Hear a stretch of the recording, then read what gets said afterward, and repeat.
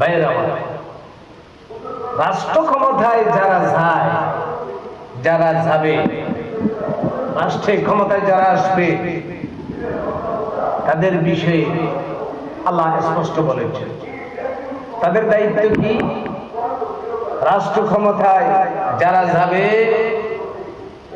তাদের করণীয় কি, এই বিষয়ে আল্লাহ পাক কোরআনে মজিদে বাদ দেন নাই। তাদের বিষয়ে আল্লাহ বলেছেন, নির্বাচনের আগে অনেক কিছু মানুষকে, জনগণকে শোনানো হয়, আমরা ক্ষমতায় গেলে এই করব সেই করব। এগুলো মানুষের রচিত, মানুষের শান্তির জন্য এগুলো ওয়াদা দেয়। আমরা রাষ্ট্রীয় ক্ষমতায় গেলে আমরা এটা করে দেব, ব্রিজ করব, কালভার্ট করব, উন্নয়নে ভরপুর করে দেব, এটা আমরা বলি।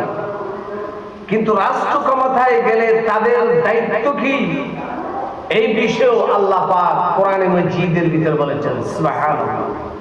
আমার ভাইয়েরা, গভীর মনোযোগ দিয়ে লক্ষ্য করুন, যাদেরকে রাষ্ট্র ক্ষমতা দান করা হবে, যাদেরকে রাষ্ট্র ক্ষমতা দেওয়া হবে, তাদের দায়িত্ব কি, এই বিষয়ে আমার আল্লাহ রাব্বুল আলামিন কোরআনে মাজিদের ভিতরে সুন্দর করে বলেছেন। সুবহানাল্লাহ।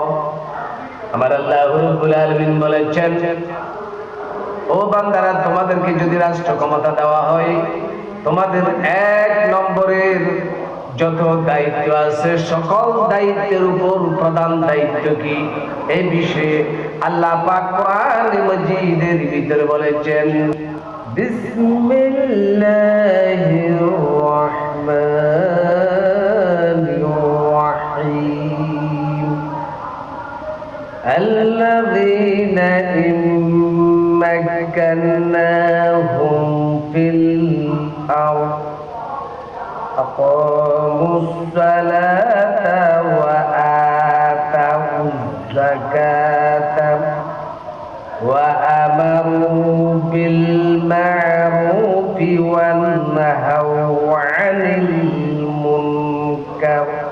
الله رب العالمين বলেন, الذين إمكناهم في الأرض, তোমাকে যখন রাষ্ট্র ক্ষমতা প্রদান করা হবে, জনগণের ম্যান্ডেট নিয়ে, রায় নিয়ে যখন তুমি ক্ষমতায় চলে আসবে, আল্লাহ বলেছেন তোমার এক নম্বরের দায়িত্ব হচ্ছে নামাজ।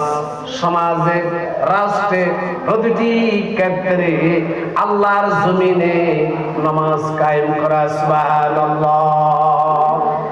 এক নম্বরের দায়িত্ব হচ্ছে রাষ্ট্র প্রধানের, এক নম্বরের দায়িত্ব হচ্ছে রাষ্ট্রপতির, মন্ত্রী, মিনিস্টার, পার্লামেন্টে যতগুলো সদস্য রয়েছেন, তাদের প্রথম নম্বরের দায়িত্ব হচ্ছে আল্লাহর জমিনে নামাজকে কায়েম করা। সুবহানাল্লাহ। তাদের এক নম্বরের দায়িত্ব কি? নামাজ কায়েম করা। সমাজে প্রতিটি ক্ষেত্রে নামাজ প্রতিষ্ঠিত করতে হবে, এটা তাদের এক নম্বরের দায়িত্ব, জেনে রাখার দরকার। আমরা আজ পর্যন্ত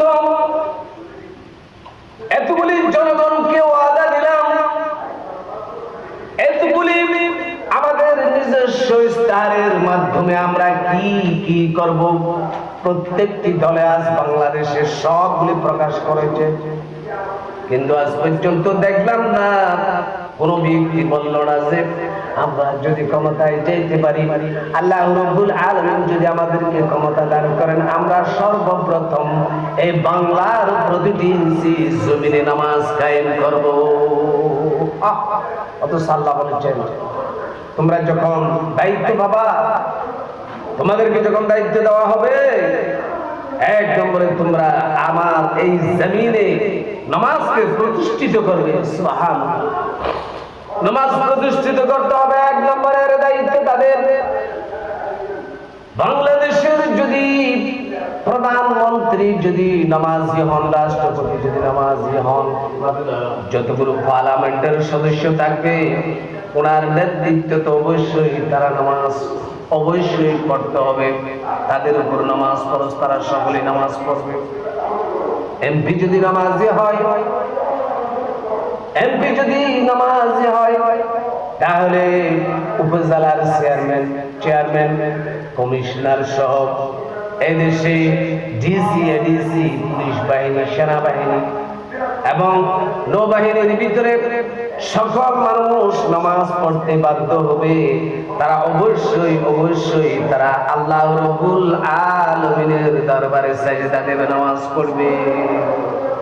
আল্লাহর আরশ আজিম খুশি হয়ে যায় বান্দা যখন আল্লাহর দরবারে মাথা নত করে সাজদা দেয়, আল্লাহর আরশ আল্লাহ খুশি হয়ে যান। সুবহানাল্লাহ।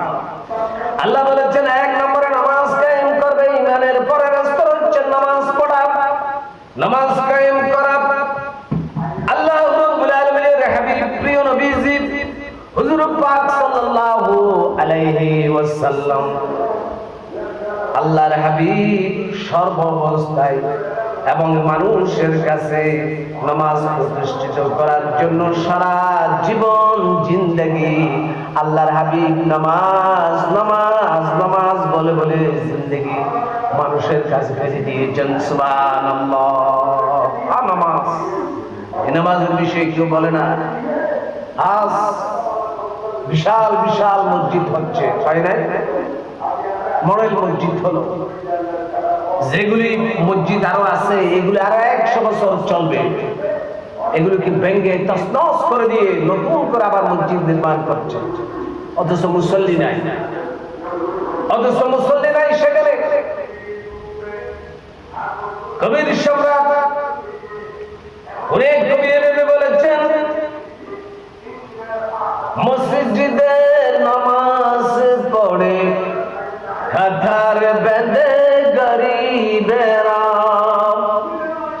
মসজিদে নামাজ পড়ে কাঁথার বেঁধে গরিবেরা। গরিব মানুষ কয়েকজন মিলে মসজিদে যায়, তারা নামাজ পড়ে, বাদ বাকি মানুষরা আল্লাহর এই ফরজকে স্বীকার করে নামাজ ছেড়ে দেন। নাউযুবিল্লাহ। যে নামাজ ছেড়ে দিল সে দ্বীনকে ধ্বংস করে দিল, যে নামাজ ছেড়ে দিল সে আল্লাহর দ্বীনকে ধ্বংস করে দিল। নাউযুবিল্লাহ। আমার ভাই, নামাজকে সর্বাবস্থায় কায়েম করতে হবে। আমরা হুজুররা ওয়াজ করতে পারবো, নামাজের ফজিলত সম্পর্কে বর্ণনা করতে পারবো। বাংলাদেশে যত জুমা মসজিদ আছে সমস্ত মসজিদের খতিবেরা নামাজের ফজিলত সম্পর্কে ওয়াজ করতে পারবে। এদেশের পীর মাশায়েখগণ নামাজের ব্যাপারে মানুষকে দাওয়াত দিতে পারবে, খুতবায়ে সামরা নামাজের ব্যাপারে দাওয়াত দিতে পারবে। কিন্তু বাইতুল মুকাররমের যিনি খতিব সাহেব উনিও মানুষকে নামাজের ব্যাপারে দাওয়াত দিতে পারবে। এগুলো মানুষের এখতিয়ার। এই দাওয়াতগুলি, নামাজের দাওয়াতগুলি জনগণ মানুষ শুনতেও পারে, না শুনতেও পারে, আমল করতেও পারে, আর আমল নাও করতে পারে। এখানে কোনো বাধ্যতামূলক কিছু নাই। ওয়াজ নসিহত শুনে যাকে আল্লাহ হেদায়েত দান করতে সে নামাজি হইতেও পারে, আর না হলেও করার কিছু নাই। কিন্তু আল্লাহর এই কোরআনের আয়াত দ্বারা প্রমাণিত হয়, আল্লাহ বলেছেন তোমাকে যখন আমি রাষ্ট্র ক্ষমতা দান করলাম 1 নম্বরের দায়িত্ব হচ্ছে তোমাকে নামাজ প্রতিষ্ঠিত করা। এটা কার কথা? আমার আল্লাহর কথা, আমার বক্তব্য নয়।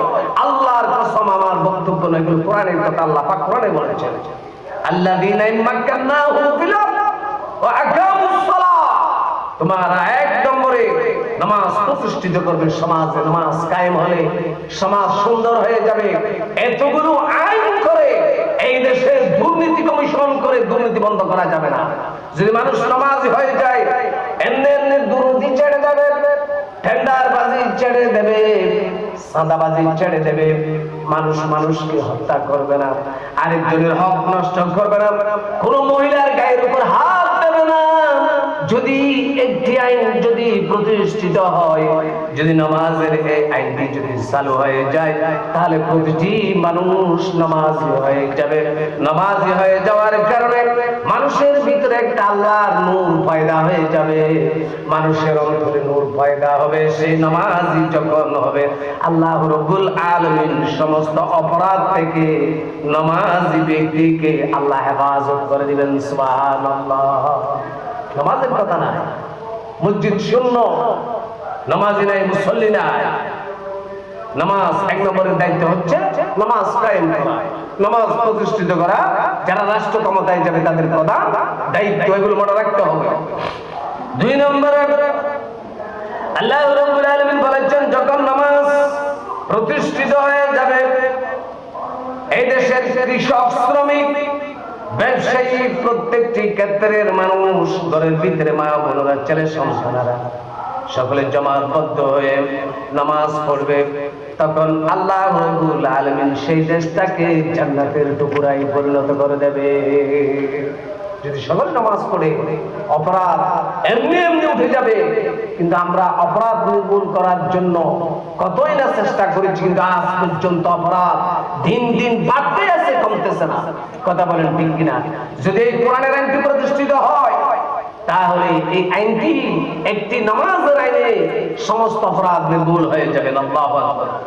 বন্ধুগণ, 2 নম্বরে আল্লাহ রাব্বুল আলামিন বলেছেন, নামাজ যখন প্রতিষ্ঠিত হয়ে যাবে, 2 নম্বরে আল্লাহ বলেছেন, ওয়া আতাউয যাকাত, তোমরা যাকাতের আইনকে প্রতিষ্ঠিত করবে। সুবহানাল্লাহ। 2 নম্বরে তাদের দায়িত্ব কি? তারা যাকাত ভিত্তিক অর্থনৈতিক চালু করবে।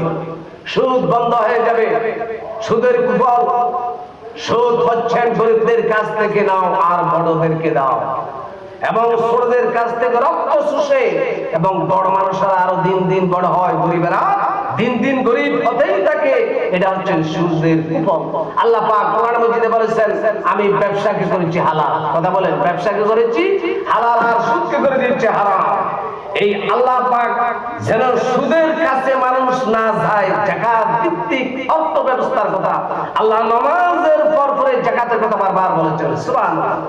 নামাজ পড়বেন আপনি, আপনার অন্ন এবং তোমাকে খেতে হবে। ক্ষুধার্ত অবস্থায় তো নামাজ পড়া যাবে না, তোমাকে খেতে হবে। এই জন্য গরিবেরা টাকা পাবে কই? এই জন্য আল্লাহ যাকাতের কথা বলেছেন। এরপরে নামাজ পড়তে আপনার কাপড় পরা লাগবে, এই জন্য আল্লাহ বলেছেন তোমাদেরকে কাপড়ের জন্য, এই জন্য যাকাতের কথা বলেছেন। নামাজ পড়বে ব্যক্তি, এরপরে যাকাত ভিত্তিক অর্থ ব্যবস্থা থাকলে তার অন্ন, বস্ত্র, বাসস্থান, শিক্ষা, চিকিৎসা সবকিছুর ব্যবস্থা হয়ে যাবে। যাকাত এটা ধনীদের কোনো অনুগ্রহ নয়, যাকাত কোনো ধনীদের অনুগ্রহ নয়, এটা গরিবদের হক। আল্লাহ পাক গরিবদেরকে বড় মানুষের উপর ফরজ করে দিয়েছেন। সুবহানাল্লাহ। এই দায়িত্ব নেবে রাষ্ট্র, রাষ্ট্র এগুলি দায়িত্ব নেবে। আমরা আমাদের দেশে সচরাচর রচিত যে যাকাতের সিস্টেম ব্যবস্থা, এগুলো ঠিক নয়। যাকাত কালেকশন করবে গভর্নমেন্ট, এবং সেগুলিকে সমানভাবে গরিবদেরকে বরাদ্দ করে দেবে। যাকাত ভিত্তিক যদি অর্থ ব্যবস্থা চালু হয়, সুদ বন্ধ হয়ে যাবে। আল্লাহ রাব্বুল আলামিন এই দেশের মানুষকে ধনীতে পরিণত করে দেবেন। যারা এই বছর যাকাতের টাকা নিল, তারা চক্রহারে আগামী বছর তাদের উপর যাকাত খরচ হয়ে যাবেন। সুবহানাল্লাহ। সুদকে করেছেন হারাম, আর যাকাতকে আল্লাহ পাক খরচ করে দিয়েছেন। সুদের কুফল তো বড় মারাত্মক। এর কুফল সম্পর্কে আল্লাহ পাক কোরআন মাজিদে বলেছেন, আল্লাহ পাক কোরআন মাজিদে এভাবে বলেছেন, আমি ব্যবসাকে হালাল করেছি, সুদকে হারাম করেছি।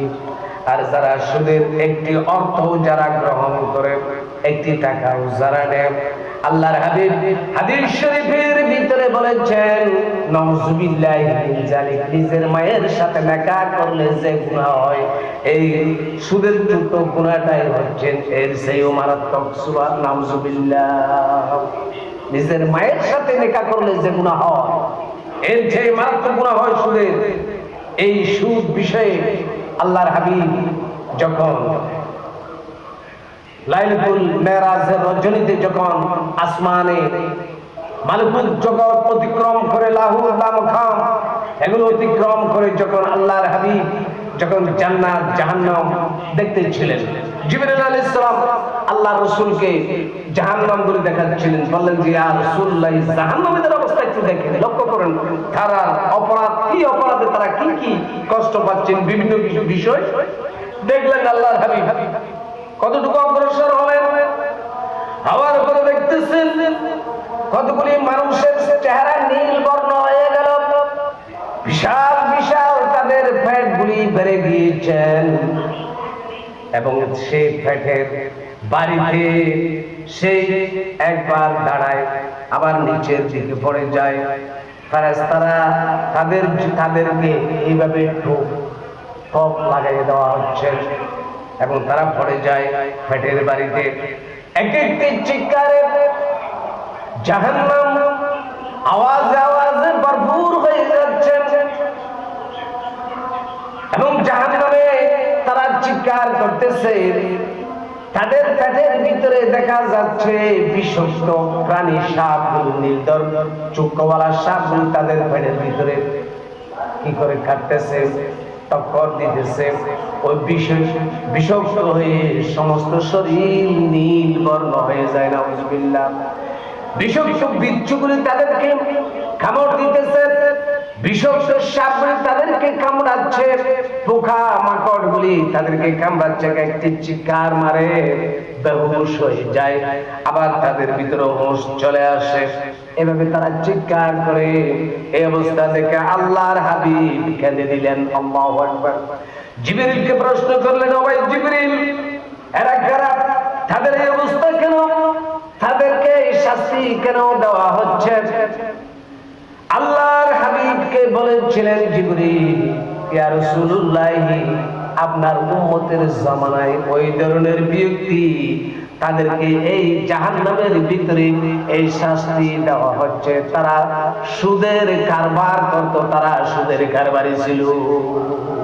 নাউযুবিল্লাহ। তাদেরকে এই শাস্তিগুলি দেখলে তাহলে সুদের বড় পাপ, সুদের দিকে যাওয়া যাবে না। কোন মুসলমান সুদ খাইতে পারবে না। বিনাময় সুদ যেন দূরীভূত হয়, যাকাত সিস্টেম অর্থনৈতিক ব্যবস্থা চালু করতে হবে। রাষ্ট্রপতি রাষ্ট্রের দায়িত্বের মালিকেরা 1 নম্বরে নামাজ কায়েম করবে, 2 নম্বরে তারা যাকাত ভিত্তিক অর্থনৈতিক ব্যবস্থা চালু করবে, 3 নম্বরে তারা করবে কি, ওয়া আমারু বিল মারুফি ওয়া নাহাউ আনিল মুনকার। আল্লাহু আকবার। এরপরে তারা সৎ কাজের আদেশ করবে, এরপরে তারা অসৎ কাজের নিষেধ করবে। এই 4টি দায়িত্ব একজন রাষ্ট্রের দায়িত্ব। যারা রাষ্ট্র ক্ষমতা গ্রহণ করবে, আল্লাহ পাক এই দায়িত্বগুলি তাদের উপর ফরজ করে দিবে। আমার এই কোরআনের আয়াত আমি আপনাদের সামনে আলোচনা করলাম। জেনে রাখো, রাষ্ট্রীয় ক্ষমতায় যে আসুক না কেন, যারা আসুক না কেন, জেনে রাখো আল্লাহ রাব্বুল আলামিনের এই কোরআনের আয়াতকে যদি স্বীকার করা হয়, কাল কিয়ামতের ময়দানে তোমরা জেনে রাখো আল্লাহর দরবারে কঠিন জবাবদিহি করতে হবে।